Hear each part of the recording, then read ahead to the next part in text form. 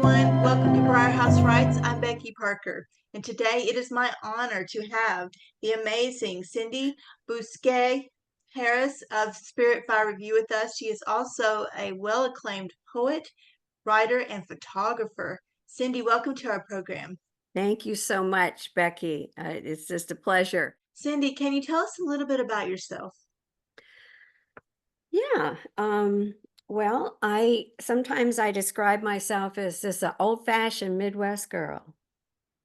I was born and raised in the Midwest, Mm-hmm. um, and was raised in born in Minnesota, raised in Cedar Rapids, Iowa, and moved out here to California, Southern California, when I was 17. But that's been a while now.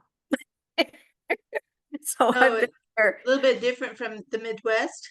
Yes, yes, but I've been here for, a long time now.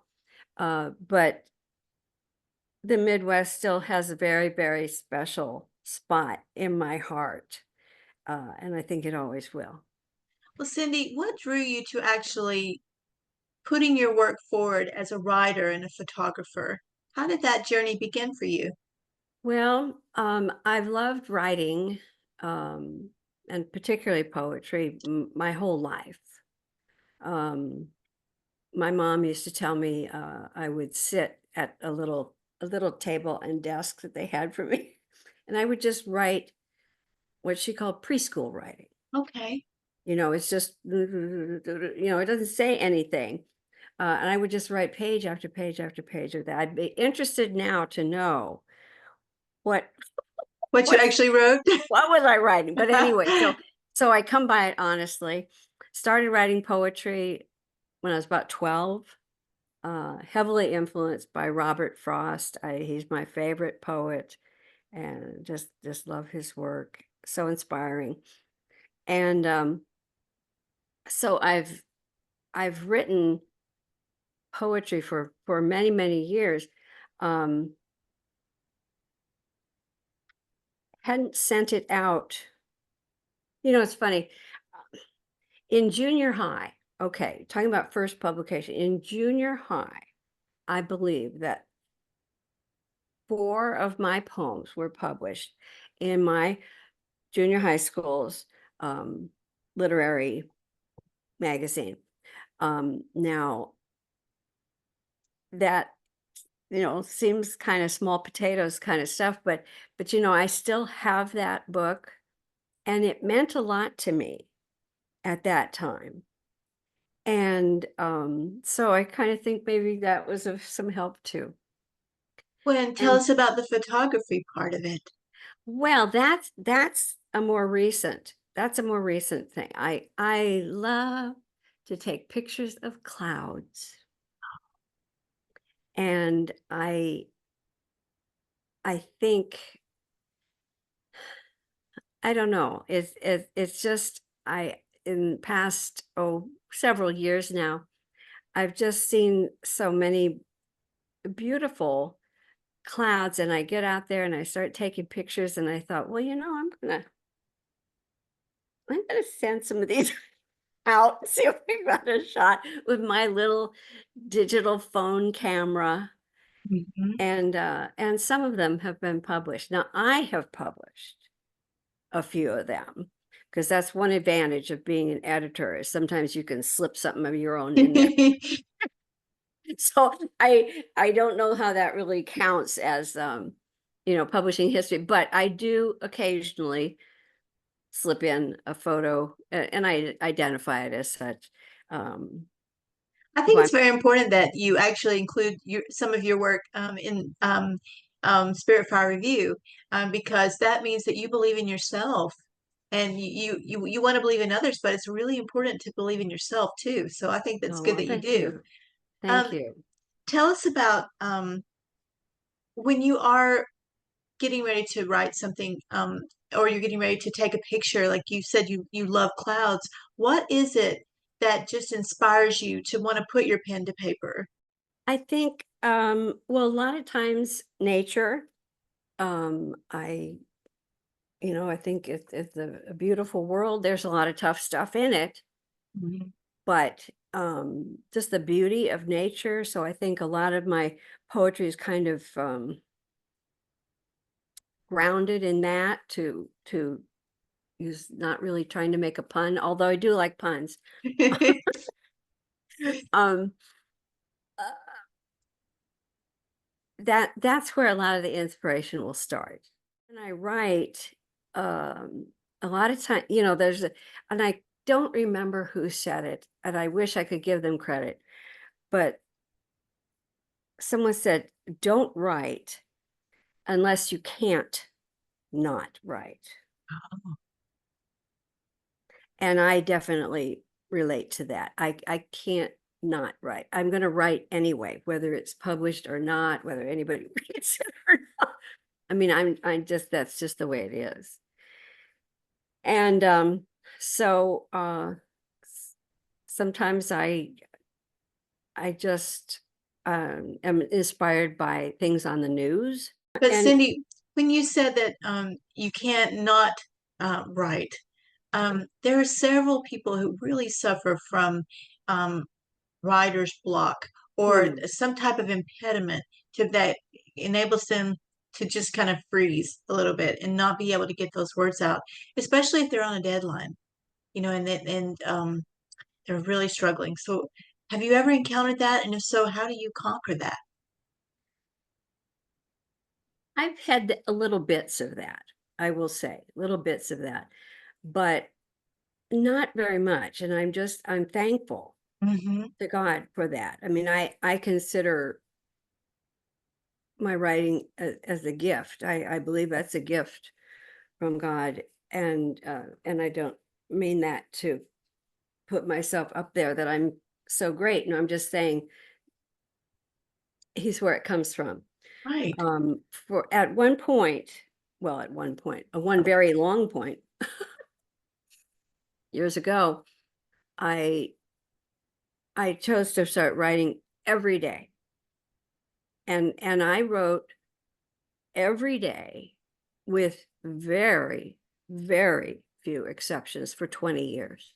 I think the thing about writing regularly is it helps it it kind of takes the wind out of the sails of this writer's block kind of stuff. Right. And I think one of the things that has helped me, um well, for one thing, I'm interested in a lot of different things. Hmm.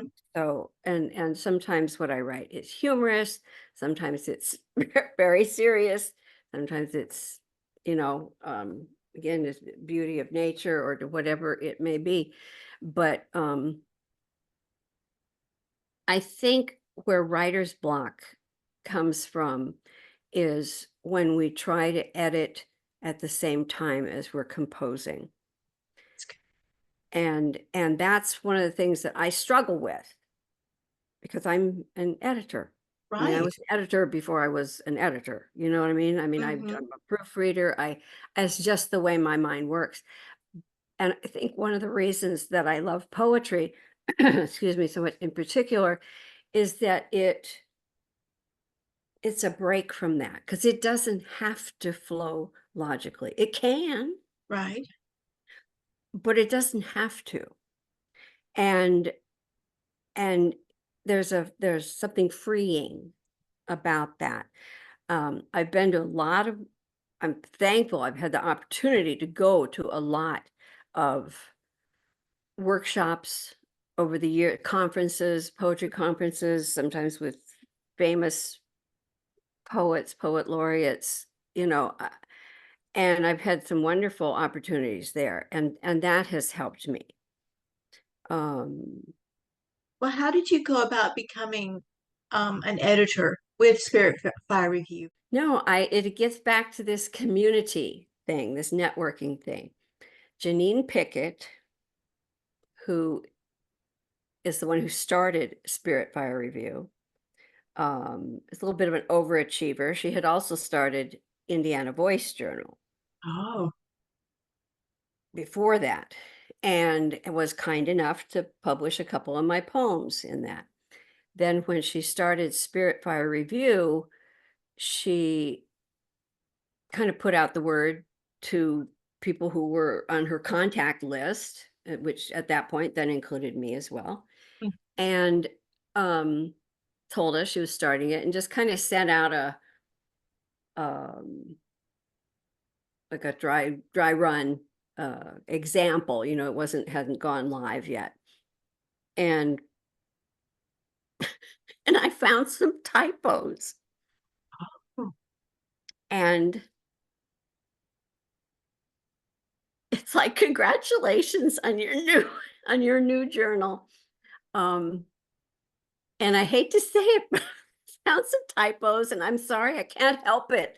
I'm a proofreader. I just, and I thought, well, in all fairness, if she's sending this out, it wouldn't be right of me not to point them because out. you wanted it to be good for her. Yeah, Right. exactly. And so she wrote back. She's a very, very gracious person. And so she wrote back and thanked me profusely, as I recall, and invited me to be an editor, one of the editors. And that was in 2016. And then, so I was one of the editors, and then she uh,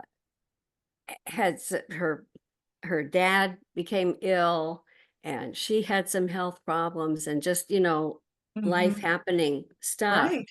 that were interfering with her being able to spend as much time on the journal as she had wanted. And she had told me before that she felt like I should be the editor in chief, which was very kind. Um, but when she was kind of struggling with keeping up the journal, because it does take time and work, um, I wrote and I said, if I can help in any way, please let me know. It's like, Janine, just, do you want me to step into that role of editor in chief? And she was like, yes. Yes. Hello. Of course. And that was 5 years ago now. Wow. Well, I think that is really amazing that you have built that connection, and it sounds like it's still going strong. And Spirit Yes. Fire Review is going strong. So I'm very Yes. Thank congratulations on that. you. Thank you. Um, One of the things that I read about you, Cindy, that I find very really wonderful is the fact that you are a licensed family and marriage therapist, and that you have done poetry readings for adults and at-risk youth. Can you tell us about the that experience, and what does that mean for you and for them? It means a lot to me, Becky. It really does.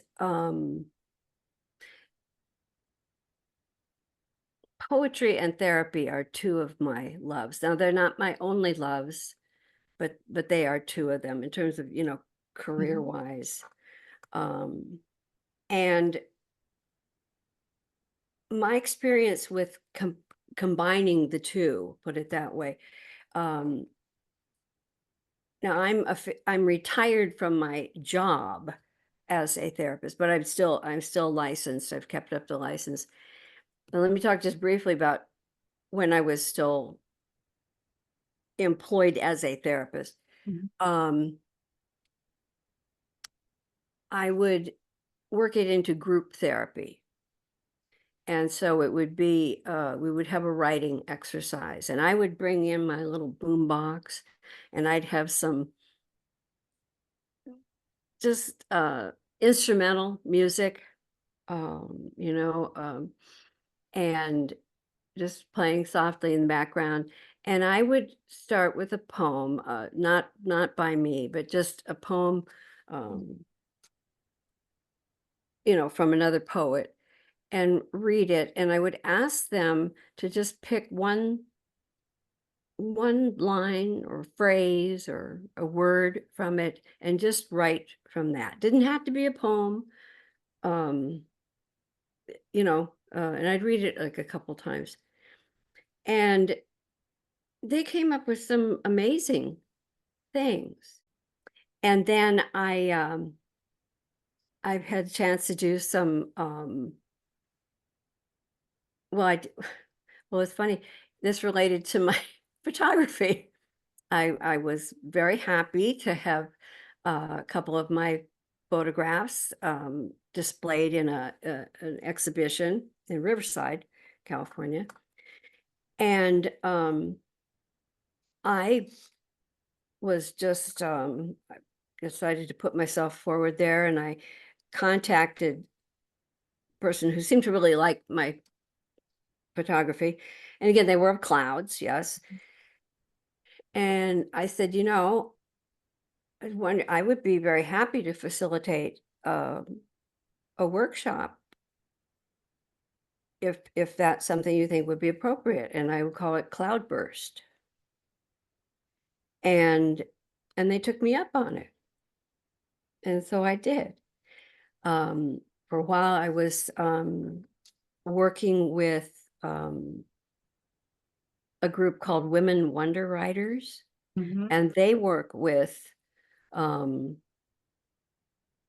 at-risk kids, kids in juvenile hall, Mhm. detention of various kinds, or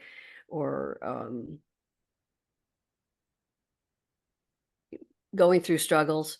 And I had a chance to work with them quite a bit. And And how did the poetry, was it like almost like therapeutic for them to be able to get that out of them, all of the experiences and hardships that they were enduring for the kids, for the kids? I hope so. I think that it was. And again, their poems just blew me away. Mm. They just blew me away. And we published, Women Wonder Writers published like almost 20 of those books where they put where they I see, and that's where I started getting experience too as an editor, because they said, oh well, we put these together and then they can um we'll give a copy to each of the kids. And but then I found out also they were selling them on Amazon, which I didn't even realize at the time. That's really neat. And but it was, and again, use their artwork, with their permission. Tell me about what projects you are currently working on. That's a tough one. That's a tough question because sometimes I get a little scattered and it's hard to focus on one topic, on one project. But of course, working on the journal. I'm kind of always working on the journal because that's sort of just an ongoing Right. process. We publish approximately quarterly, but so do that. Just finished nominating for Best of the Net. Um, Pushcart nominations coming up. So again, that takes some time, which is good. It's a good thing. But it And takes time to devote yourself to that yeah, and pick the yeah, best. Hmm. yeah. But then of course, I try to do some of my own writing.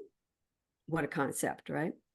Uh, Well, and like, speaking of oh your yeah. writing, yeah, it's like I think I write some too. Um, Oh yeah. so Maybe I should do that. yeah, perhaps I should devote today to just myself.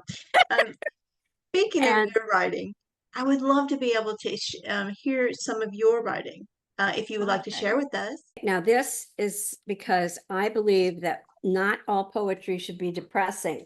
Okay. Hmm. Some poems are so depressing, and some of mine are too. Okay.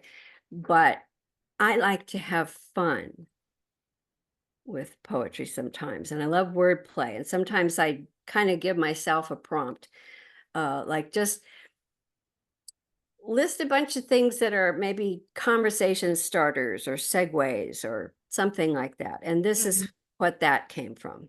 Okay. Now that you mention it, which reminds me, as a matter of fact, did I tell you, remember the time, say, did you ever, I was just thinking, whatever happened to not to mention? That's good. That's I very think, clever. thank you. To me, that's just fun because to me, words are fun. It's like, Mhm. well, why not play with them? So this poem that you're going to read is a very hard poem for you to have written. It was a very hard, certainly one of the hardest poems for me to write. And I'll tell you a little bit about why before I put it up. My husband and I adopted all three of our kids. And that's a lot of work. I mean, not to, I mean, raising the kids is a lot of work. I mean, you know that, but a lot of work adopting. And it I think I read the memo upside down because, you know, some people, you know, raise the kids and then they go back to work. Well, I did my career and then adopted the kids. So, um, but in any case, it took us 6 years to get the kids placed with us. And I don't say that to discourage anyone because I wouldn't discourage if you want to adopt or foster, you know, if that's in your heart, I mean, go for it. If it's not, then don't do it. You know, um, but you know, my parents were getting older and helping them move into, you know, a retirement facility, and my dad passed away. And I mean, just, you know, things happen, right? Right. And so with all that considered, and then we got a call one day and they said that we have two little boys that need to be placed somewhere today. Are you interested? And our life changed, and that was 20 years ago this month. So, putting that as a background, I read in the news, and this was in '08. It's a hard one. About a man who, and I think he was high on cocaine, if I recall right. Anyway, he threw his 4 children off a bridge.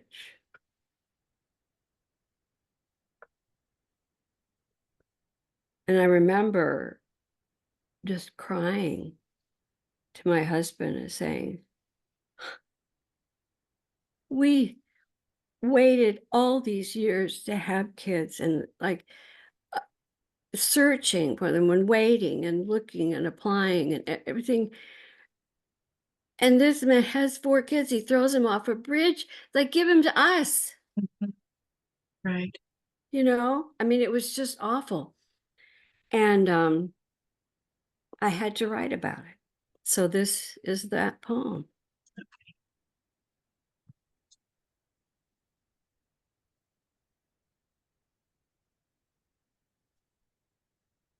I'll play it here.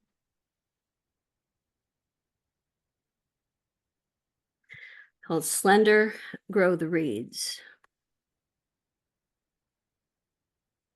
Let me make sure I can maneuver this.